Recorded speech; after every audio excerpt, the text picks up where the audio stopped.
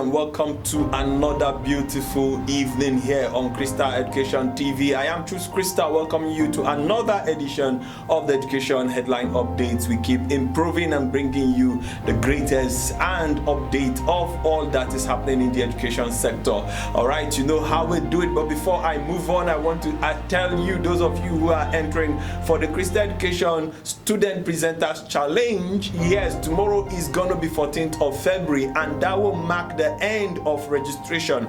But I'm happy to announce to you that those of you who have done your registration, have done your payment, you can still send in your videos until Sunday. Yes, Sunday evening we will stop taking the videos, so ensure you get your videos right. Okay, so let's take up the update as they were published here today, the 13th of February. Yes, we'll begin with the Crystal Education News. Crystal Education News. Stakeholders viewpoint. Barrister Christopher Utulu addresses challenges facing school owners. Barrister Christopher Utulu addresses challenges facing school owners. Yes, in an exclusive interview with Crystal Education Media, Barrister Christopher Utulu, the director of the Jewel Model Schools in Kubwa, Abuja, candidly shared his insight on the formidable challenges confronting school owners amid the current economic realities in the country. That video is dropping on our YouTube channel, Crystal Education TV,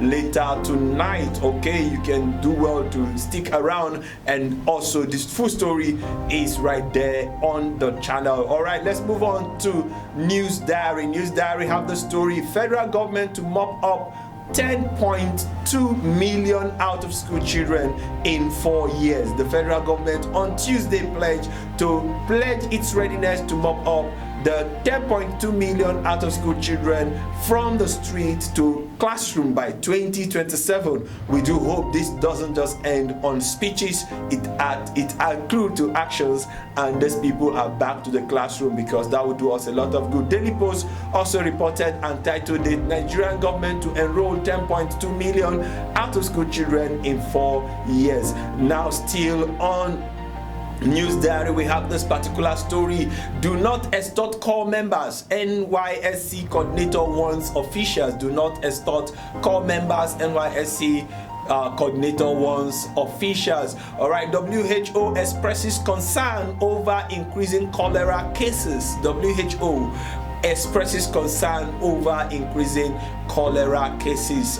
We hope this is nipped in the bud. Now we get on to Tribune. Tribune has a story: Kanu, Remi Tinubu commissions School of Law building. Remi Tinubu commissions School of Law building. Still on Tribune: don't push ASU to embark on strike again. Vice Chancellor tells federal government don't push ASU to embark on strike again. Vice Chancellor tells federal government, please, federal government, don't push ASU, and ASU, please be understanding. All right, we'll move on to the Independent newspaper. We have CCODEL, NUC license Covenant to run open and distance e-learning programs. Yes, Covenant University gets that approval from NUC. With that, we move on to the Daily Post. Daily Post have the story: Governor Rada seeks state funds aid to tackle insecurity in state tertiary institution. Governor Rada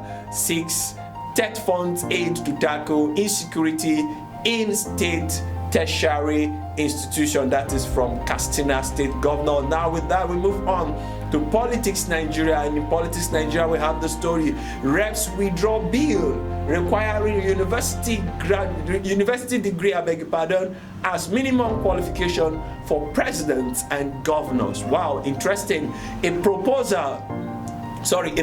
bill seeking to raise the educational qualification of key political officers in the country has been stepped down following rejection from lawmakers. The legislation, sponsored by Adewubi Ononuga, APC Ogun, sought to amend the 1999 constitution by mandating a university degree or its equivalent for aspiring presidents, governors, and other prominent government officials.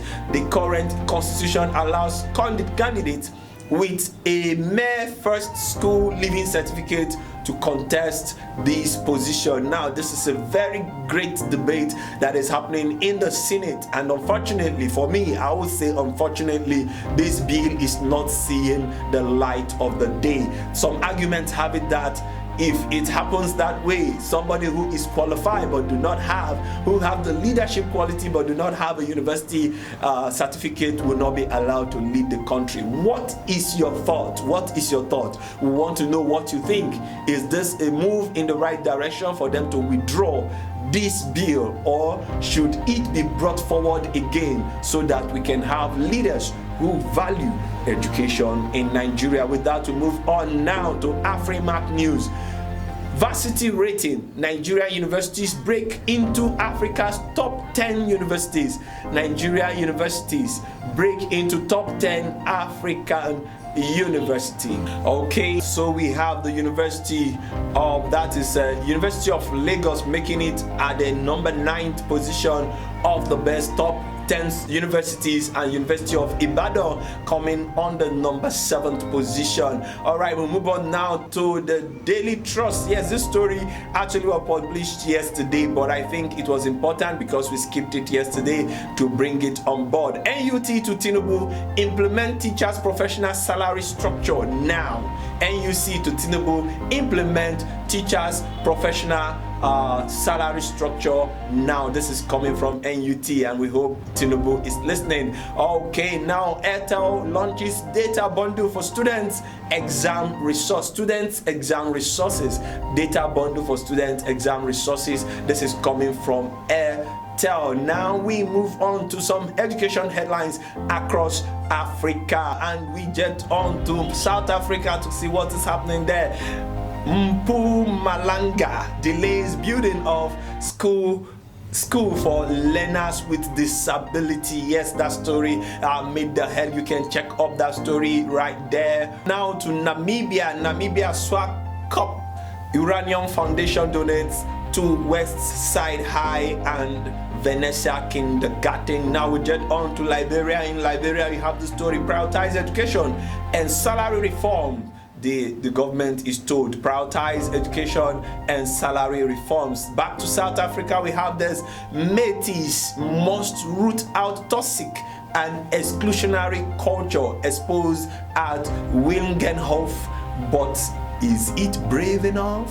That is a question there from South Africa. Are they brave enough to take off toxic and exclusionary culture? All right, then we calm down finally to Zimbabwe. In Zimbabwe, we have the story: Pandora's lunchbox, how school fees embody the chaos of Zimbabwe's currency system. How school fees embody the chaos of Zimbabwe's salary system. All right, with that, we come to the end of the headlines for today, being Tuesday, I beg your pardon, the 13th of February 2024. Yes, and remember, like I told you, tomorrow is 14th, and if you have not registered for the Crystal Education Media Student Challenge, then you need to come in and quickly go to our website www.crystaledunews.com.ng. On the homepage, just right below the homepage video, you will see the link to the form. Fill it out and then make your payment, do your videos on or before the weekend. Of course, you must fill the form before the end of tomorrow, because that form will cease to exist after tomorrow 12 midnight. From the entire Crystal Education Media team, I am saying do have a pleasant evening. Do this again tomorrow. Bye for now.